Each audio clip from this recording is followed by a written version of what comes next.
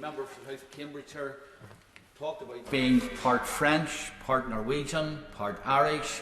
He had other bits as well, but I didn't quite pick up. Can I assure him that I am 100% Ulster. British, and I want to remain 100% British. And the reason why I have taken the stance against the Withdrawal Agreement and the approach which people have made to the Withdrawal Agreement is because it diminishes my Britishness. And that's why the legislation which the Minister is bringing forward today, though I'm not quite clear what's in it, I'm even less clear now, because according to the statement issued by the Chancellor of the Duchy of Lancaster at lunchtime, whatever's in the bill today will not be, or some of it will not be in it tomorrow. The parts which are important, as far as I am concerned, which seek to ensure that the damaging parts of the Withdrawal Agreement to the Northern Ireland economy and to the internal market of the United Kingdom, and which are underpinned by the Act of Union, those are the important parts to me, and it seems that they may well be removed from the bill before it even gets to the floor, or certainly will not be exercised. Can I say that, first of all, why do I believe that protections are needed? The Withdrawal Agreement intervenes and undermines many parts of the Northern Ireland economy, and also damages its relationship with the biggest market for the Northern Ireland businesses, i.e. the market in Great Britain. It also interrupts the supply of goods from the main source of the supplies which we receive in Northern Ireland, right down to basic foodstuffs, the equipment required by manufacturers, the parts required by producers in Northern Ireland who then export their goods across the world. So the Withdrawal Agreement seriously undermines it. And the interpretation of the Withdrawal Agreement by the EU is interpreted in such a way which goes even beyond what the agreement said and what the government expected from the agreement. Let me just give one example. Goods at risk, according to Article 5 of the Protocol. The exemptions could be made determined on the basis of the final destination and the use of the good, the nature and the value of the good, the nature of the movement, and the incentive for undeclared onward movement into the Union, in particular incentives resulting in duties payable pursuant to paragraph 1. Yet, despite the fact that there are some goods which clearly don't present a risk under any of those criteria, the EU were insisting. I don't know what has happened at the Joint Committee, and we'll only hear from the Minister tomorrow. But up until this week, the EU were insisting that even goods which supermarkets brought from GB into Northern Ireland for shops which they didn't even have outlets for in the Republic would be regarded as goods at risk. That goods which had been freely consumed across the EU for the last 40 years, made in GB, and nobody had died of poisoning, nobody had had their health affected by it, those goods were no longer acceptable. I will give way, yes. Very grateful. He's making some very, very good points. Is he therefore surprised? Clearly what he's saying is that the European Union is being difficult in these negotiations, is what he's saying. Is he therefore surprised that was not one word of criticism for the EU's role in the negotiations from the SNP or the official opposition? No, I'm not. And the reason why I'm not is that since the day that the people of the United Kingdom voted to leave the EU, the chairmasters for the EU have sat on this side apart, and I've got to make an exception, apart from the members of my own party. But I mean, at every stage, it has almost been as if the EU had its representatives sitting in this Parliament. And I think that the Labour Party in particular suffered from this, because many of their patriotic supporters asked, what kind of representation is this that we're getting, where these people are seeking to undermine our country rather than to uphold our sovereignty and uphold the result of the free vote which the people of the United Kingdom undertook in the referendum. So I'm giving one illustration. I will give way, yeah. You know that when I intervened on the representatives of Labour and SNP and invited them to just support something in the current UK negotiating position, they couldn't bring themselves to support a single thing that this country wants from the negotiation. And, you know, well, again, that doesn't surprise me, because there are most of those in these benches wish that the referendum, one, had never happened, two, that the result had not been as it was, and three, that they could find some Machiavellian way of undermining it. And that's what they've been doing for the last number of years. And I think it is unfortunate that the position we are in is partly because the EU know that there are people in this Parliament who will undermine the government's negotiating position, and that, of course, makes it more difficult for the government to negotiate. I don't say that and give that as a justification for some of the things which the government has agreed in the Withdrawal Agreement, whether they relate to Northern Ireland or relate to the impact on the rest of the United Kingdom, because the Withdrawal Agreement to me is poison, which will infect even any future trade arrangements which you might get with the EU.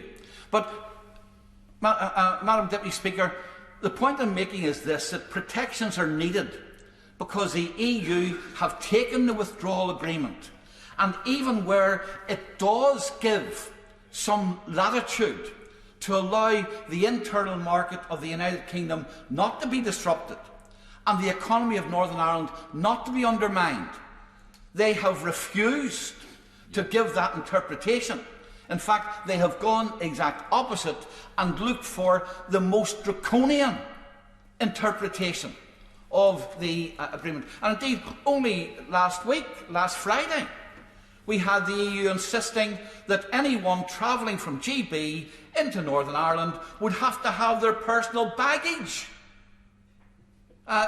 searched in order to make sure they weren't taking any contraband into Northern Ireland, despite the fact that the Article 5 of the Northern Ireland Protocol states that the nature and the value of the goods should be considered. So I hope that people can understand, and I hope that the representative of the Labour Party can understand, that when she and her party put down amendments such as she's put down today, saying that the Withdrawal Agreement must be guarded and protected at all costs, she is in effect saying, we put the value of this piece of paper above the interests of the people of Northern Ireland, the interests for them to have and the range of goods that they want, the interest of having them at the prices which are the best prices, the interests of businesses who export from Northern Ireland to GB. That's what, in effect, her amendment says. And I must say, Madam Deputy Speaker, I'm even more amazed that any representative from Northern Ireland dared to put their name to that amendment.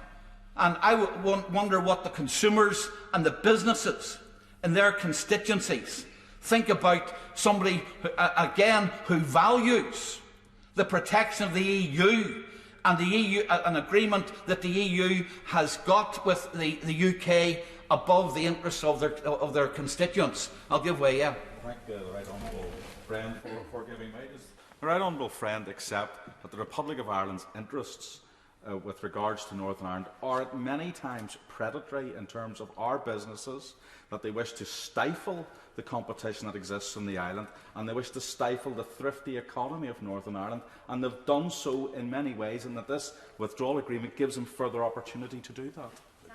Yes, and the worrying thing, of course, is that with the withdrawal agreement in place now, and Northern Ireland being subject to laws made in Europe, laws which the Irish Republic will have an input into, laws which, because we have left, the UK will have no input into, laws which ministers in Northern Ireland Assembly will have no input into, we're at the mercy of those who wish to engage in this predatory behaviour and use EU legislation to damage Northern Ireland.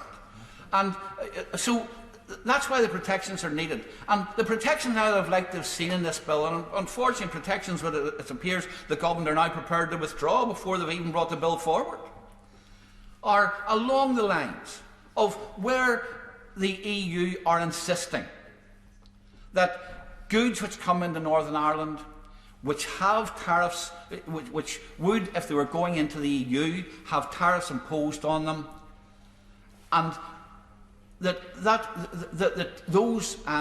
barrier should not be in place, and that Northern Ireland consumers and Northern Ireland businesses which bring goods in which are clearly going to be sold in Northern Ireland, consumed in Northern Ireland, they should not have to pay the taxes. Now, I know what the Minister said, and it appears that even with this bill, he is not ruling that out, because if I noted the words that he said rightly, he said that there would be a waiver where tariffs are incurred which shouldn't have been incurred.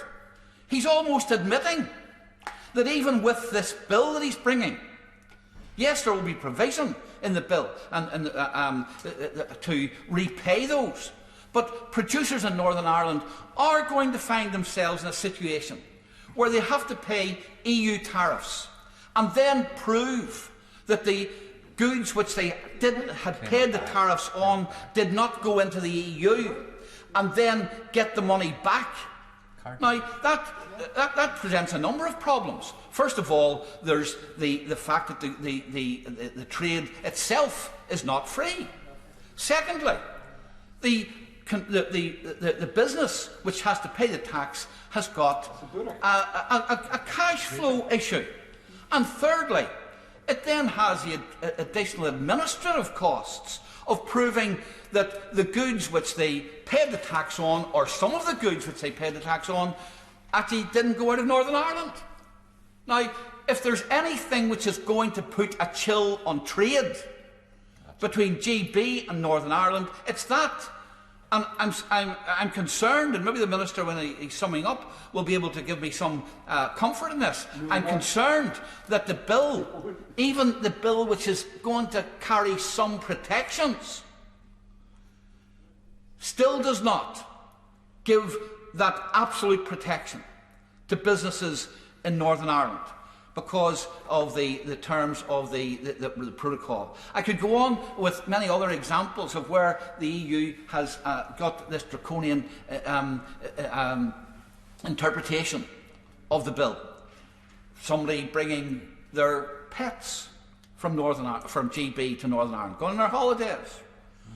Or somebody taking their pet from Northern Ireland to a dog show in Scotland is now going to have the pet passport, the rabies vaccination, all the documentation surrounding it, probably at about £400 a trip. And yet we're part of the United Kingdom. Now, that's why the protections are needed. And I would implore the Minister, I know what has been said in the statement today, I would implore the Minister not to remove the notwithstanding clauses in the bill until it is sure that the issues which are likely to give rise to them have been properly dealt with, because we haven't even seen the detail of the particular things that were agreed here today. In conclusion, Madam Deputy Speaker, I think that it's a pity that we have not got the detail of this bill today.